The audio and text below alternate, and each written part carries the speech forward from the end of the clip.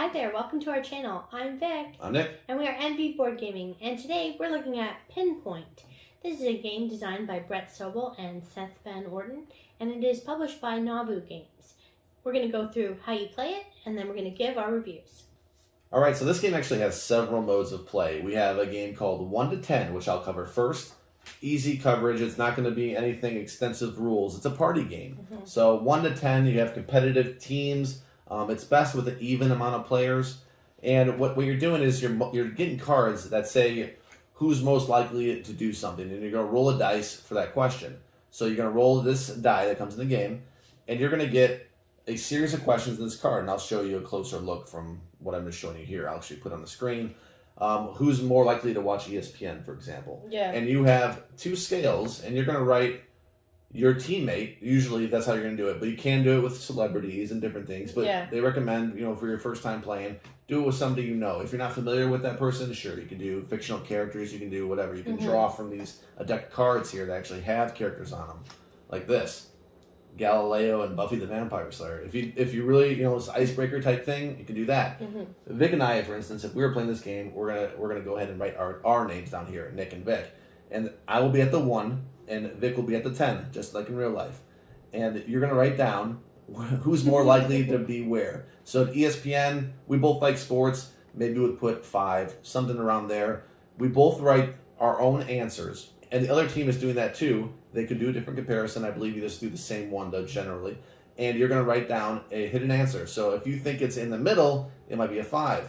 If you think it's more likely Nick, then it's going to be closer to the 1s. And more likely Vic, it'll be closer to the 10s. And you're going to get points based on how well you collaborated, not knowing the answer with your partner. Like the newlywed game, think something like that.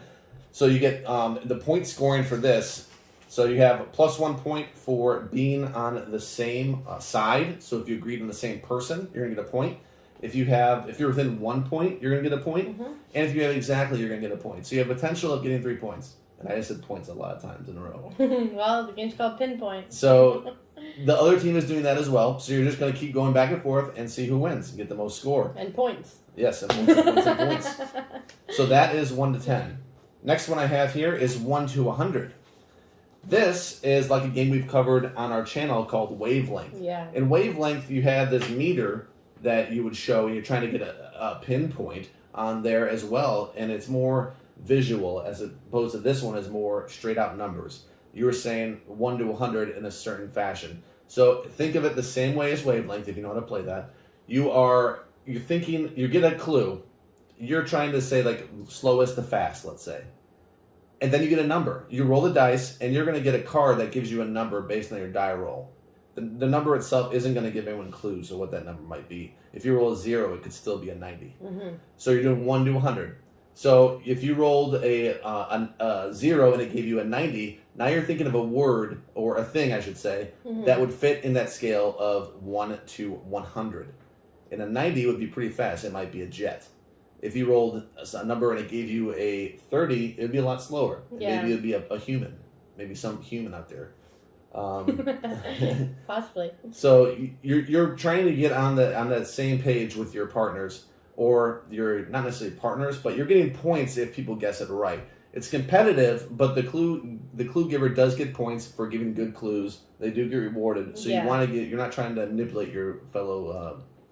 Or make it tricky for them or anything. No, you're trying to give a good, accurate assessment of where that number should be. So the way this scores, the clue giver is going to get 1 point for everyone that's within 10. They're going to get 1 point if anyone's exact. And they're also going to get a point based on player count of how many people were within 10.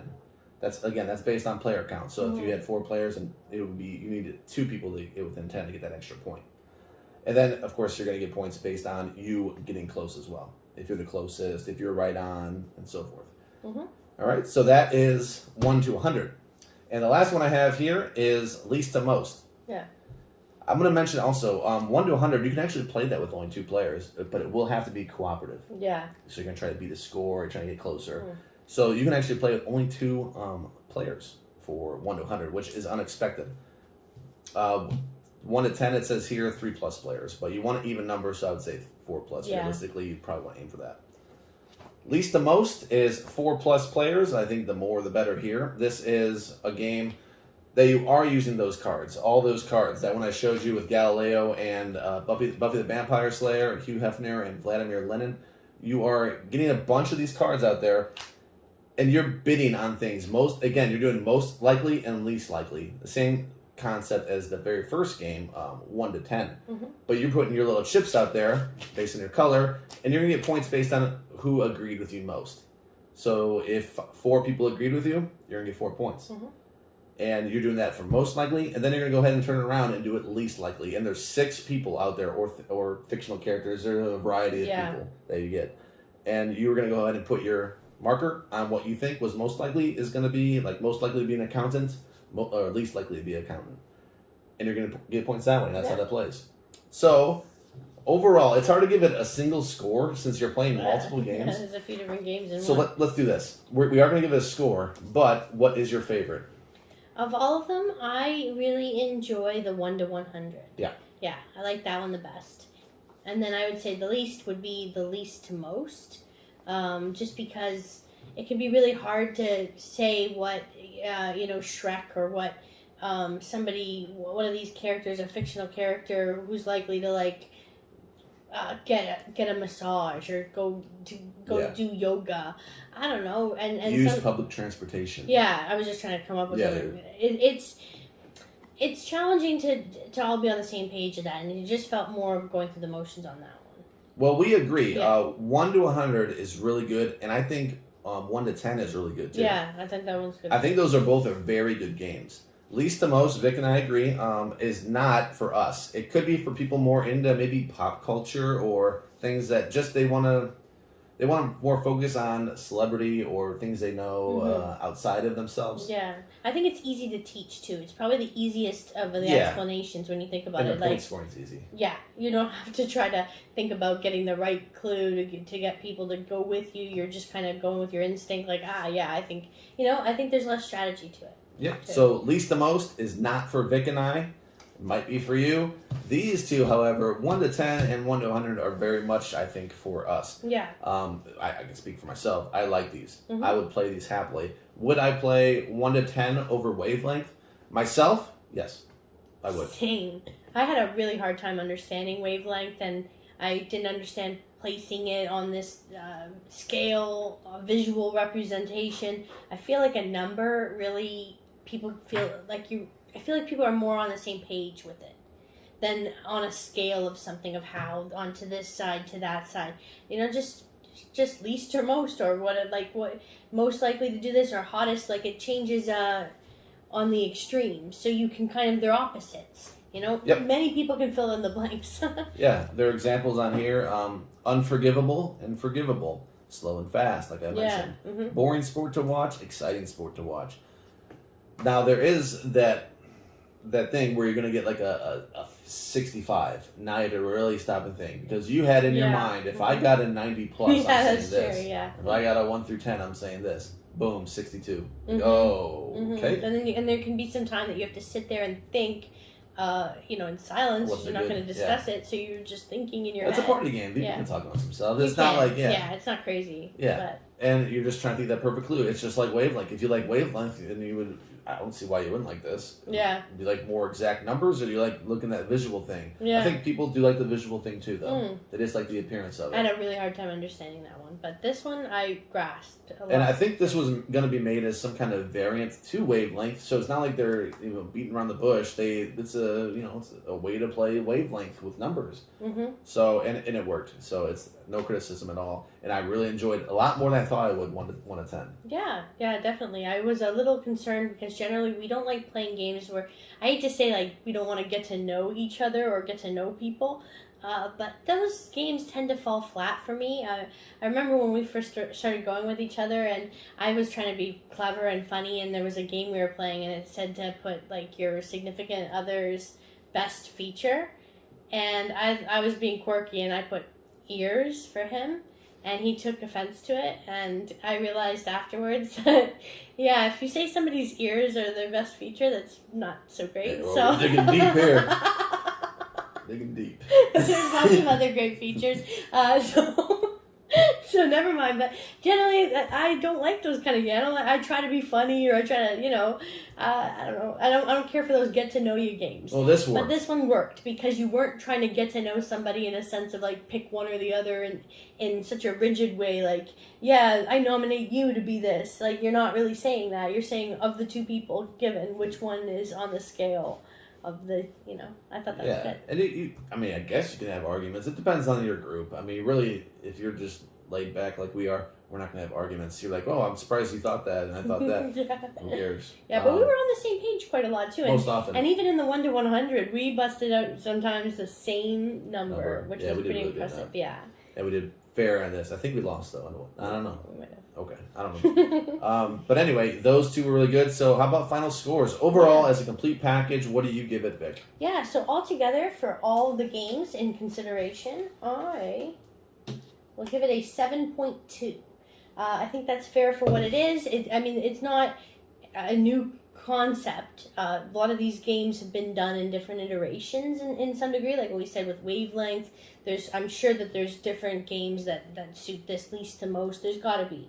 I don't know exactly which ones there are, but they have names. Right. I don't know about exactly what games that would be similar to, but obviously Wavelength, because we reviewed it and we know it very well. For me, I like these guys a lot. I like these designers. I had high hopes going into it. So they've done, the 3 games they've done, we love. Yes, yeah. Crosstalk is probably my favorite. It's 1 or 2 of my favorite party game. So these guys did that. They did Stockpile, which we love. We play a lot. Yeah, we have expansions. They've done those. They did Reckoners, which we reviewed as well. Very fun game, though it is impossible to beat. So why? Why have you done that to us? We tried that game so many times. So many, yeah. You can check out our review for that if you're intrigued on a really challenging game. We have not beat that game, so for that, I should dock them a little bit. Because it's not even possible. Like, it doesn't even feel possible. Yeah. All right. So we like their games. That's what I'm saying. We played 3 of their games. They've only done 3 games in total, though they have added expansions. This is their 4th that we know of. And I like it. I am going to give it a positive score. It's a party game. Now, keep in mind, our party game scale is a little different. Let's say, for instance, we reviewed Boulder Dash, and people love Boulder Dash. I gave it a 4.5. So, and that's one of like our higher viewed games. And it just wow, people watch that, and I kind of pooped on it a little bit because I thought the players made it fun, not the game. Anyway, this one, the game is fun, and it encourages you to be fun. It is a standalone, good game. You don't have to make it fun. It's 7.9 for me. Yeah. Very good score for a party game. Again, one of my higher party game scores. I think that all the games we scored, the only one that beat it is actually their game. Crosstalk beat it. Yeah. Just One is right there too, as far as beating that. Just One has the one game, has the one idea, is very good. This one has 2 good games in it that you can play, but it gets docked for the least to most because that just didn't work for us. It does get docked for that, but you can't dock it too much because if that didn't exist, then what do we score it based on the 2 that we have? Yeah, that's true. And it is nice to have such a variety of games. Maybe some people would say that they didn't need all 3, or that is it really 3 separate games? It is. They are 3 distinct games. You're using the same mechanisms in a way, but not even. So they are distinct, and I do appreciate that you do get 3 games in one, and it's not a big little box. Yeah, and every time we play, we're gonna play these 2. We're gonna play 1 to 10, we're gonna play 1 to 100, and they're really fun. So overall, those 7s are a good score for our party games. And we did a whole series. We did like a 2-week thing where we did party games only. Yeah. And these are high scores for us, I think. So check it out. Yeah. Thank you so much for joining us today. We hope that you enjoyed this video. If you did, please give us a like, thumbs up, and subscribe to our channel for more great content. We'll see you next time. Party on. Bye.